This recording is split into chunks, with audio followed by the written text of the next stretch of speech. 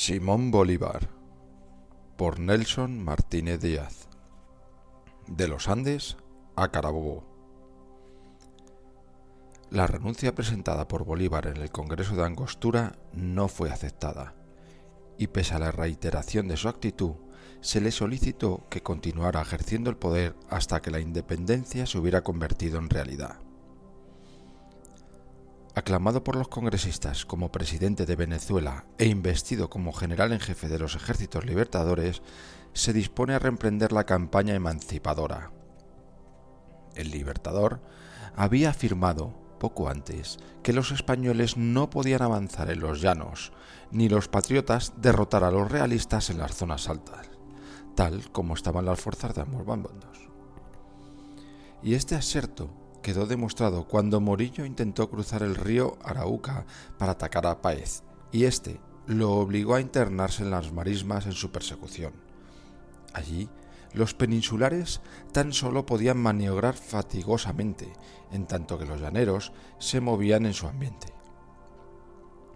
Enfrentados por fin Morillo y Bolívar, los choques se saldaron con derrotas para uno u otro en distintas ocasiones. El Libertador debe retroceder con fuertes pérdidas en el Arauca. Morillo soporta un severo revés ante los llaneros en las queseras del medio y decide retornar a Calabozo. La situación parecía congelada. Sin embargo, el Libertador sigue paso a paso las acciones de los frentes al mando de los distintos jefes: Mariño, Zaraza, Bermúdez, Cedeño, Arismendi o Urdaneta. Francisco de Paula Santander, entre tanto, aguarda en los llanos de Casanare, donde ha formado un ejército de hombres mal armados y semidesnudos. Morillo, informado de los movimientos, conoce el interés que tiene el jefe patriota por apoderarse de Caracas, símbolo de toda victoria independentista, y toma posiciones en consecuencia.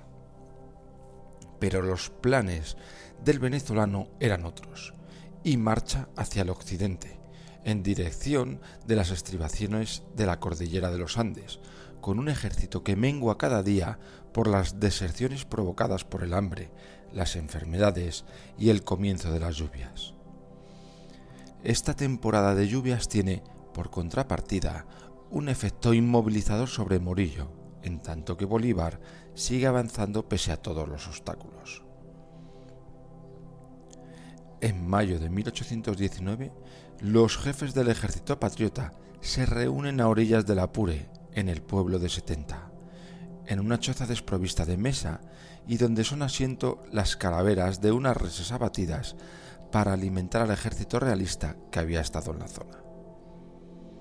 En ese escenario se diseñó uno de los planes más audaces de la independencia americana: atravesar la cordillera de los Andes y liberar Santa Fe de Bogotá de la ocupación realista. La empresa de transponer la barrera natural había sido llevada a la práctica por José de San Martín en la campaña de Chile 2 años antes, pero ahora se trataba de avanzar hacia el macizo montañoso a pesar de las lluvias y abordar unas alturas estimadas como inalcanzables en esa época del año. Era precisamente el factor sorpresa lo que contaba.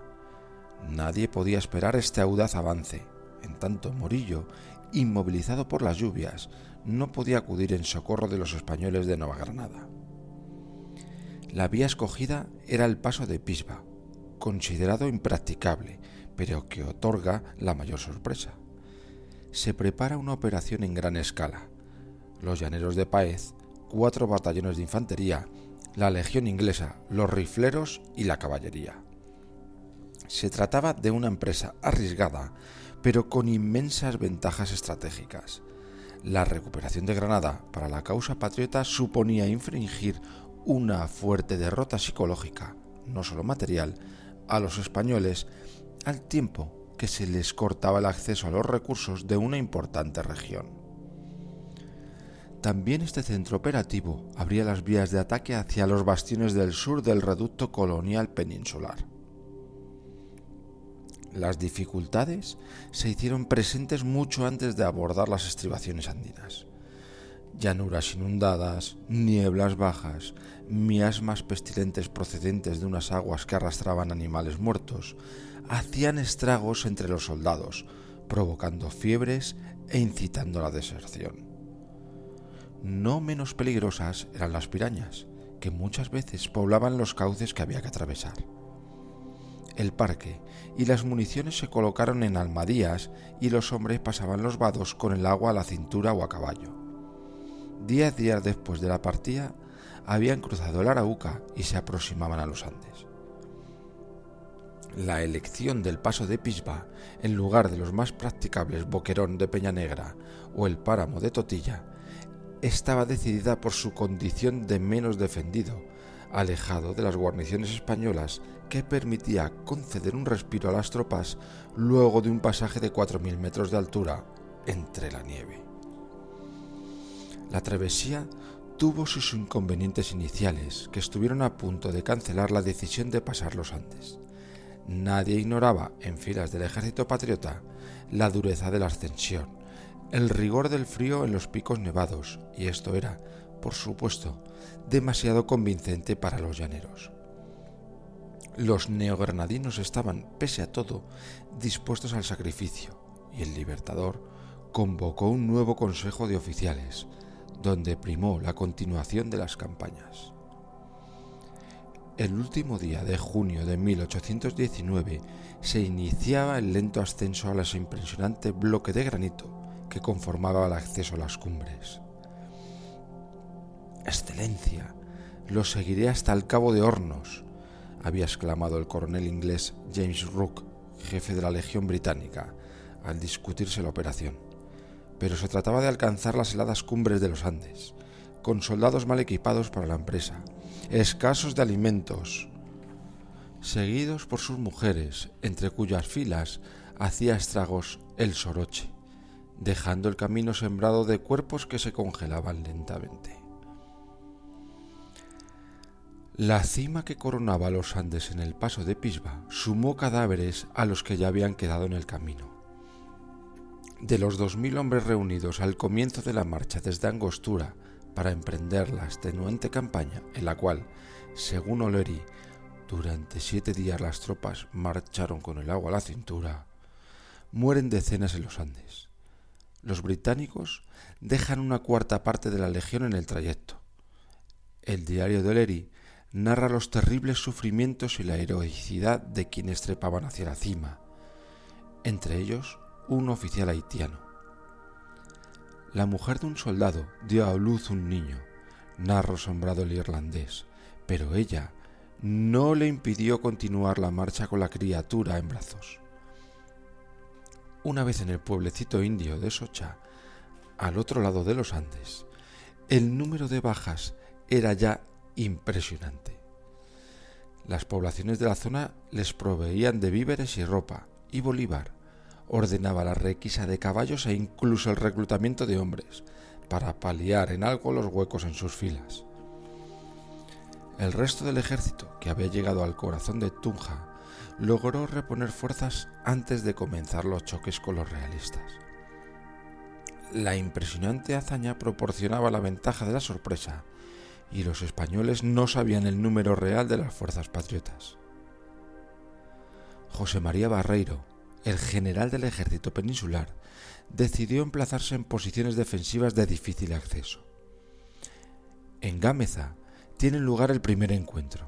En esa acción Barreiro debió retroceder y luego siguieron varias escaramuzas. En Pantano de Vargas se libró la batalla que abriría a los patriotas el camino hacia Santa Fe. Barreiro, destrozado por las lanzallaneras y los fusileros ingleses, retrocede hacia Boyacá. En esa batalla pierde un brazo el inglés Rooke, quien moriría como consecuencia de las heridas. En una sucesión de batallas victoriosas, luego de tomar prisionero a Barreiro en Boyacá, el Libertador se apodera de Bogotá, de donde el virrey Sámano se ha apresurado a huir. El 10 de agosto de 1819, Bolívar culminaba la campaña de Nueva Granada. tal como escribiría Morillo al gobierno peninsular, en una sola acción ponía término al fruto de 5 años de campaña realista. Un mes más tarde, Bolívar se dirigía a Venezuela, hacia Angostura, dejando Santander en el gobierno de la región neogranadina. En la capital, entonces de la Venezuela liberada, hoy Ciudad Bolívar, el Libertador, revestido ahora de extraordinario prestigio, eleva al Congreso sus nuevas ideas constitucionales. No solo había colocado una cuña en la región más fuerte de los realistas, sino que su posición en la República Venezolana era inmejorable. El problema del localismo había aflorado nuevamente, y Mariño y Arismendi se habían proclamado jefes supremos en sus respectivas regiones, desconociendo la autoridad de Cea. Frente a ello, Bolívar simplemente reasume el poder, restituye el orden y convoca al Congreso. En el camino se había producido el encuentro con quien estaba destinado a convertirse en una de las grandes figuras de la Revolución Americana. Antonio José de Sucre, natural de Cumaná y que combatía ahora en la zona de Guayana, en las filas patriotas. El Correo del Orinoco anunciaba la gran decisión. El Libertador propuso al Congreso, el 14 de diciembre de 1819, la creación de la Gran República de Colombia, la unidad nacional que estaría integrada por Venezuela, Nueva Granada y a la cual se incorporaría Quito, el actual territorio de Ecuador. La reunión de Nueva Granada y Venezuela es el único objeto que me he propuesto desde mis primeras armas. Es el voto de los ciudadanos de ambos países y es la garantía de la libertad de la América del Sur, diría a los congresistas. El 17 de diciembre queda constituida la nueva república. Bolívar es elegido presidente. La vicepresidencia corresponde a Francisco Antonio Cea. Santander es designado vicepresidente de la Nueva Granada, desde entonces llamada Cundinamarca, en tanto que Juan Germán Rostio, el viejo patriota, ocupa el cargo de vicepresidente de Venezuela. El Libertador comenzaba a plasmar en la práctica su concepción de formar grandes unidades nacionales en las zonas liberadas de la América Española. El proyecto de la Gran Colombia no se materializaría constitucionalmente, pese a todo, hasta el Congreso de Cúcuta en 1821. El periodo que prosigue a la liberación de Nueva Granada constituye una etapa crucial para los partidarios de la independencia, puesto que el continente se encontraba tan solo parcialmente emancipado y la revolución afrontaba graves problemas, tanto externos como internos, en casi todas las regiones en lucha. Por otra parte, Fernando VII preparaba una fuerte expedición militar destinada a restablecer el poder de la corona sobre las colonias de América, cuyos efectivos se estaban reuniendo en Cádiz. Entretanto, llega a Perú el general Canterac, que refuerza las posiciones de esa plaza. En Venezuela, Morillo concentraba sus fuerzas en las cercanías de Valencia, mientras que Latorre cumplía el papel de reclutar fuerzas desde Caracas y Morales se dirigía con sus efectivos a completar el ejército al mando del pacificador. Las regiones altas quedaban por consiguiente custodiadas por fuertes contingentes españoles. Bolívar, que se preparaba para hacer un esfuerzo y expulsar a los peninsulares del territorio ese mismo año, procuró encontrarse con Páez, que sin embargo seguía mostrándose reticente a dirigirse con sus llaneros hacia Caracas y abandonar las regiones que reconocían su señorío. Desde España llegó entonces una noticia de gran importancia para los patriotas. Las tropas concentradas en Cádiz para embarcar hacia territorio americano se habían sublevado y los liberales, al mando de Rafael de Riego, habían comenzado una revolución contra el absolutismo. Desde una perspectiva de los independentistas, la revolución de Riego adquiere otras dimensiones al convertirse en síntoma y símbolo de un fenómeno europeo hispanoamericano, la revolución liberal. Si el acto insurreccional de Riego y Quiroga tuvo importancia en cuanto produjo una aceleración de la fase final del conflicto independentista, no es seguro, como han escrito algunos historiadores, que haya cumplido un papel decisivo en la liberación de América Española.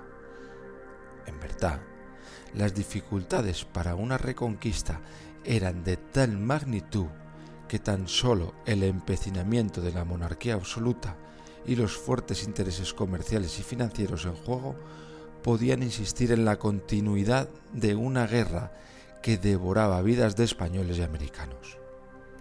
A la vez, la orden de partida para la expedición era tardía.